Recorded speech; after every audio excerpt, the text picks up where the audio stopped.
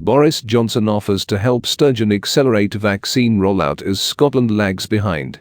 NICOLA Sturgeon has been offered help from Westminster to accelerate Scotland's vaccine rollout after falling behind the rest of the UK's injection rates. In a letter to the First Minister, Secretary of State for Scotland Alister Jack offered the UK government's full support in rolling out the vaccination programme. He said it was in everyone's interests that progress in vaccinating the people of Scotland matches the best efforts of the rest of the UK.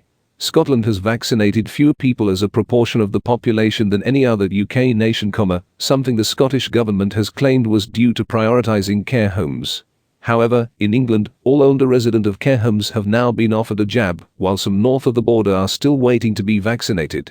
In total of 619,123 COVID doses have now been administered in Scotland, compared to 8,825,371 in England, 440,706 in Wales and 258,311 in Northern Ireland. The increase of 34,881 first doses and 496 second doses given in Scotland in the 24 hours up to 8:30 a.m. on Tuesday was the highest combined figure recorded so far, 35,377, in part due to the opening of 2 mass vaccination centres on Monday. It followed the record low figure of 9,683 first and second doses administered on Sunday. In his letter to the First Minister, Mr. Jack said the UK must collaborate as closely as possible in order to put the nightmare of COVID-19 behind us. He wrote, "We stand ready to offer any support or assistance we can give you to accelerate your rollout programme." Matt Hancock, the Secretary of State for Health and Social Care, has underlined our open offer of mutual aid between health services around the UK.